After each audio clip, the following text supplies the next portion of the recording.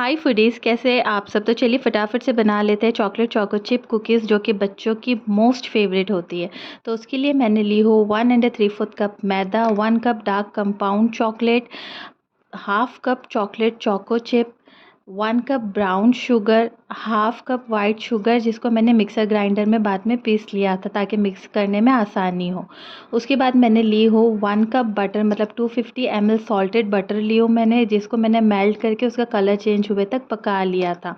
उसके बाद मैंने ली हूँ एक होल एग और एक एग का सिर्फ येलो पार्ट। उसके बाद हमने लिया है 1 टीस्पून कॉफ़ी पाउडर, आप कोई भी इंस्टेंट कॉफ़ी पाउडर का यूज़ कर सकते हैं, 1 टीस्पून बेकिंग पाउडर और 2 टीस्पून वनीला एसेंस। तो चलिए शुरू करते हैं। अच्छा, हमने यहाँ पे सॉल्टेड बटर का यूज़ किया था, इसलिए सॉल्ट स्किप कर दिया था। अगर आप अनसॉल्टेड बटर का यूज़ कर रहे हैं तो आपको 1.5 टीस्पून सॉल्ट भी मिक्स करना है।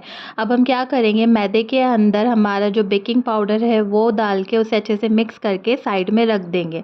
उसके बाद हम हमारा दूसरा बाउल लेंगे। ये बहुत ही इजी रेसिपी है, इसके लिए हैंड ब्लेंडर वगैरह किसी की ज़रूरत नहीं है, ये स्पून से ही बहुत अच्छे से बन जाता है। अब हमने दूसरा बाउल लिया है, उसके अंदर हम डाल देंगे 1 कप ब्राउन शुगर। अच्छा, ये जो ब्राउन शुगर होती है ना, बहुत ही सॉफ्ट होती है और ये बहुत इजीली मेल्ट हो जाती है। हमारी वाइट शुगर क्या होती है, थोड़ी क्रिस्टल होती है, बट ये ब्राउन शुगर जो है वो बहुत ही सॉफ्ट होती है। उसके बाद हम डालेंगे इसके अंदर हमारी half cup normal white sugar, जिसको मैंने बाद में मिक्सर ग्राइंडर में पीस लिया था, उसका पाउडर बना दिया था ताकि इसे मिक्स करने में मुझे परेशानी ना हो, और कुकीज़ बनाते टाइम, बनते टाइम जो हमारे मुंह में एक क्रिस्टलनेस आती है ना, तो वो पीसने की वजह से नहीं आएगी। आप ये वाइट शुगर को पहले ही पीस के आप स्टोर करके रख सकते हैं। अब हम इसमें डाल देंगे हमारा कॉफ़ी पाउडर, जो कि 1 टीस्पून था। उसके बाद हम डाल देंगे 2 टीस्पून वनीला एसेंस। आपके पास अगर वनीला पाउडर है तो आप वो भी डाल सकते हैं, मेरे पास एसेंस था तो मैंने वो डाला। अब हम डालेंगे 1 कप मेल्टेड बटर, ये सॉल्ट मेल्टेड बटर है। अगर आपके पास अनसॉल्टेड है तो आप वो यूज़ कर सकते हैं, और ये मोमेंट पे आप 1.5 टीस्पून सॉल्ट भी डाल देंगे। मैंने क्या किया था, 200 ग्राम्स के बटर लिया था और उसे पैन में तब तक मेल्ट किया था जब तक इसका कलर चेंज नहीं हो जाता, लो फ्लेम पे। इसका कलर चेंज होने लग गया था तो मैंने इसे एक बाउल में ट्रांसफ़र कर दिया था, और उसके अंदर मैंने 2 to 3 टेबलस्पून पानी मिला दिया था ताकि इसका टेम्परेचर कम हो जाए और ये जो बटर है ज़्यादा जले ना। इसके बाद अब हम इसमें हमारे एग्स भी डाल देंगे, जो कि एक फुल एग था और एक एग का येलो पार्ट था। अब हम इसे बहुत अच्छे से मिक्स कर लेंगे। आप देख सकते हैं ये सिर्फ मिक्स करने पे ही हमारी जो ब्राउन शुगर है वो डिज़ोल्व हो चुकी है। अब चलते हैं हम हमारे ड्राई इंग्रेडिएंट्स की तरफ, जो कि मैदा और बेकिंग पाउडर था। अब हम उसे 3 पार्ट्स में डिवाइड करके ये वेट हमारे इंग्रेडिएंट्स में डालेंगे।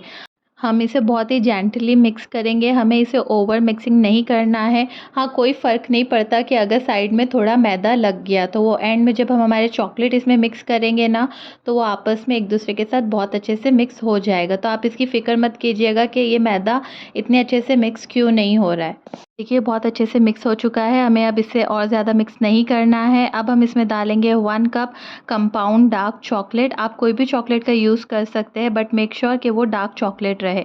मैंने कंपाउंड चॉकलेट का यहाँ पे यूज़ किया था। और उसके बाद हम डाल देंगे half cup chocolate choco chip. अब हम इसे बहुत अच्छे से मिक्स कर देंगे। अब हम मिक्स करेंगे ना, आप देखिए ये मैदा वगैरह सब बहुत अच्छे से इनकॉर्पोरेट हो जाएगा। इसके लिए आपको हैंड ब्लेंडर वगैरह की कोई ज़रूरत नहीं है, लेकिन अगर आपके पास हैंड ब्लेंडर है तो आपका काम थोड़ा-सा आसान हो जाएगा। हैंड ब्लेंडर है भी आपके पास तो आपको उसे ज़्यादा फ़ास्ट स्पीड में यूज़ नहीं करना है, आपको उसे लो स्पीड में ही यूज़ करना है। हमें इसे ज़्यादा हार्डली मिक्स नहीं करना है, हमें सिर्फ जेंटली मिक्स करना है।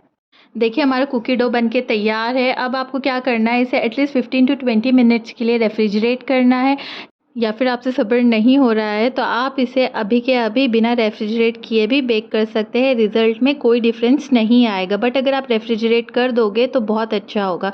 अब हम क्या करेंगे, हमारी बेकिंग ट्रे लेंगे, उसके ऊपर पार्चमेंट पेपर बिछा देंगे। अगर पार्चमेंट पेपर नहीं है तो कोई बात नहीं, आप ट्रे पे और थोड़ा सा बटर या ऑयल लगा देना।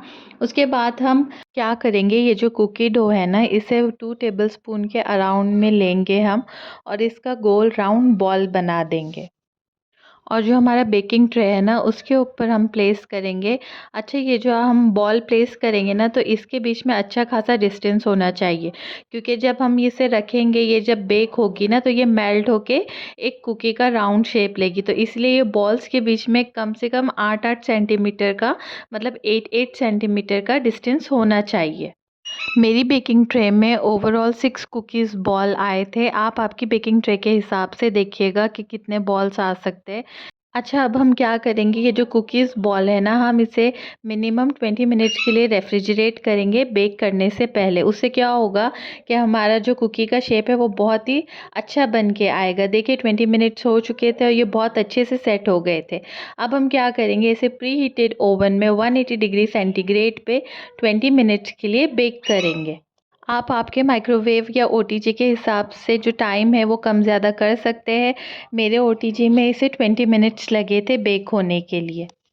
ये जो कुकीज़ है ये बहुत ही मज़ेदार बन के तैयार होती है, और इसका जो टेक्सचर होता है ना ये क्रिस्पी नहीं होता, ये थोड़ा केक फज टाइप होता है। और इसकी सबसे मज़ेदार बात ये है कि ये बहुत ही आसानी से बन के तैयार हो जाती है, बिना ही कोई ब्लेंडर के। इसलिए मैं आपको सजेस्ट करूँगी कि आप इसे प्लीज़ अपने घरों में ट्राई ज़रूर कीजिएगा।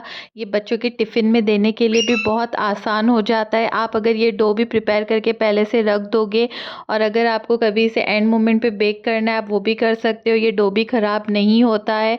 आप इसे ज़िप-लॉक बैग में या एयर टाइट कंटेनर में रख दीजिए। अप टू अ मंथ ये डो ख़राब नहीं होता है। जब भी आपको बेक करना है, आपने स्कूप लिया और इसे बेक कर लिया। तो देखिए यहाँ पे मेरी कुकीज़ बन चुकी थी। मैंने इसे ठंडा होने रख दिया था। ठंडा होने के बाद ये कुछ इस तरीके से नज़र आ रही थी। बहुत ही लाजवाब बनी थी।